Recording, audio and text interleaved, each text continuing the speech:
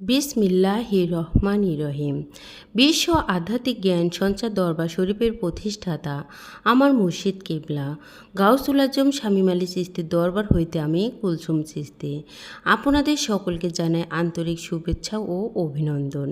আমার মুর্শিদ কেবলা গাউসুল আজম শামীম আলী চিশতির লেখা গ্রন্থ থেকে কিছু তত্ত্বকথা আলোচনা করিব। আশা করি আপনারা সবাই আমার আলোচনাটি মনোযোগ ও ধৈর্য সহকারে শুরু থেকে শেষ পর্যন্ত সম্পূর্ণ আলোচনাটি শুনিবেন।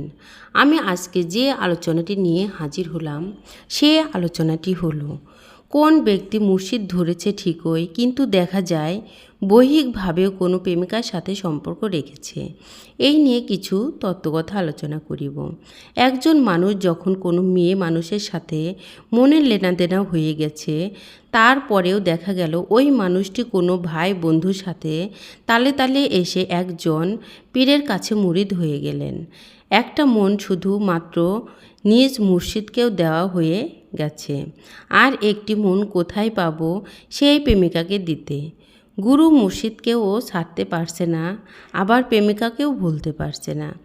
এই দিকে আসলে সেই দিকে টানে, আবার সেই দিকে গেলে এই দিকে টানে। না পারছে মুর্শিদকে ছাড়তে, না পারছে প্রেমিকাকে ছাড়তে। দো টানাতে একুল সেকুল কোনো কুলোই হচ্ছে না। ঘোর পাকে পড়ে গেছে মানুষটি। এই মানুষটি এই মুহূর্তে কি করা উচিত এবং কি করলে তার একটা দিক নির্দেশনা হবে? তিনি একদিকে ফিরে একদিকেই চাহিয়া থাকতে পারবে। পরামর্শ হিসেবে আমি এই লোকটিকে বলবো, প্রথমত নিজ জ্ঞানের সাথে বুঝতে হবে যে ওই প্রেমিকা কি আমাকে পরকালের পার হওয়ার কোনো কাজে লাগবে কি না। কাজে তো লাগবেই না, বরং আমার পরকালকে আরও নষ্ট করা হইবে। এই সব কথা ভাবিয়া মনের মধ্যে নিজ মুর্শিদকে পুণ্যস্থান দিতে হবে এবং সাথে সাথে ওই প্রেমিকার কথা মনের মধ্যে কোরবানি দিতে হবে, কোরবান করিতে হবে। ওই প্রেমিকার সাথে দেখা হইয়া গেলে উপর ভাব দেখায় চলতে হবে, কিন্তু মনে তার জন্য কোনো স্থান নাই বা থাকিবেও না। আর এই সময়গুলোতে বেশি বেশি সময় দিতে হবে। যারা সাধক এবং সিদ্ধ পুরুষ তাদের সাথে বেশি উঠা বসা করতে হবে। আরও আছেন সালেহিন, সিদ্দিকিন, মুমিনিন ও মুত্তাকিনদের সাথে বেশি বেশি উঠা বসা ও আল্লাহ রাসুলের কথা বেশি আলোচনা করতে হবে। দেখা যাবে একদিন তিনি আল্লাহ ও রাসুলের পূর্ণ প্রেমিক হইয়া যাবে ইনশাআল্লাহ। আরও কিছু বিষয় হলো, এই ব্যক্তিটি যেন সর্বদা তার মুর্শিদের নামে এবং রূপে সর্বসময় যেন ডুবে থাকতে পারে। তাহলে আস্তে আস্তে ওই ব্যক্তির মনে দুনিয়াবি যে কোনো কিছুর প্রতি বা কোনো প্রেমিকার বিষয় তার মনে আর আসতে পারবে না, বরং আল্লাহ ও রাসুলের প্রেমেই সর্বসময় মত্ত হইয়া থাকবে। একদিন তিনি আল্লাহর বন্ধুতে পরিণত হয়ে যাবেন।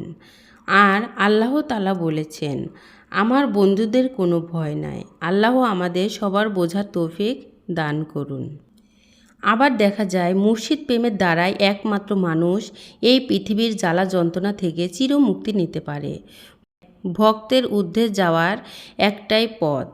এই পৃথিবীতে যে একবার বুঝিয়া গেছে একজন কামেল মুর্শিদের হাত হয় রাসুলের হাত এবং রাসুলের হাত হয় আল্লাহর হাত, তখন ওই ব্যক্তি একজন কামেল মুর্শিদ খুঁজিয়া নেয় এবং মুর্শিদের নিকট থাকিয়া থাকিয়া শিক্ষা দীক্ষা নিতে থাকে। একদিন দেখা যায় শিক্ষা দীক্ষা নিতে নিতে এবং মুর্শিদের চেহারা মোবারকের দিকে বেশি বেশি চাহিতে চাহিতে আর মুর্শিদের জ্ঞান চরিত্র দেখতে দেখতে একদিন ভক্তটি গুরু মুর্শিদের প্রেমে পড়ে যায়। তখনই দেখা যায় ভক্তটির অন্তরে জিকির এবং মুর্শিদ স্মরণ ছাড়া আর কিছুই ভালো লাগে না। ভক্তটির আরও কিছু বিষয় ঘটতে থাকে। দুনিয়াতে চলাকালে কোনো মানুষের কোনো কটু বাক্য শুনলেও হাসিয়া দেয়। পৃথিবীর কোনো কিছুর প্রতি লোভ লালসা থাকে না এবং কাউকে কটু বাক্য কথাও বলে না। যত দুঃখ দুর্দশাই হোক না কেন মুখে হাসি রাখিয়া কথা বলেন। এই বলিতে চাই যে এরকম একজন ভক্তকে দুনিয়ার কোনো জ্বালা যন্ত্রণা স্পর্শ করিতে পারে না। অন্তরের যেই জায়গাটিতে দুনিয়াবি কোনো দুঃখ কষ্ট নিবেন ভক্তটি সেই জায়গাটিতে সর্বদা মসজিদের দেওয়া নাম এবং মসজিদ রূপেই ভরপুর হইয়া থাকে। 1 মিনিটের জন্য ও বন্ধ রাখে না। দেখা যাবে একদিন এই ভক্তটি গুরুর রঙে রঙ্গিত হয়ে যাবে। জ্ঞানী এবং চতুর লোকেরা দেখে চিনে ফেলবে এই ভক্তটির মাঝে তার গুরুকে দেখা যাচ্ছে এবং এই ভক্তের দ্বারা মানুষ উপকৃত হইতে থাকবে। এই ভক্তটির দ্বারা গুরুর নাম ছড়াইতে শুরু করিবে। আমি জগতের সমস্ত ভক্তদের বলছি, পূর্ণ প্রেম এবং বিশ্বাস ছাড়া কোনো মানুষ মুর্শিদ নামের রাসূলকে লাভ করিতে পারবে না। এই ফাঁকে কঠিন কঠিন পরীক্ষাও আসিতে পারে আল্লাহর তরফ হইতে। তখন প্রেম এবং বিশ্বাসের দ্বারা টিকিয়া থাকতে হবে। আর বিশ্বাস নড়িয়া গেলে আল্লাহও নড়িয়া যায়। বিশ্বাস এবং প্রেম কমতি হইলে সেই ভক্তটি একদিন নষ্ট হইয়া যাইতে পারে। মরে যাব তো প্রেম বিশ্বাস ছাড়িব না ইনশাল্লাহ।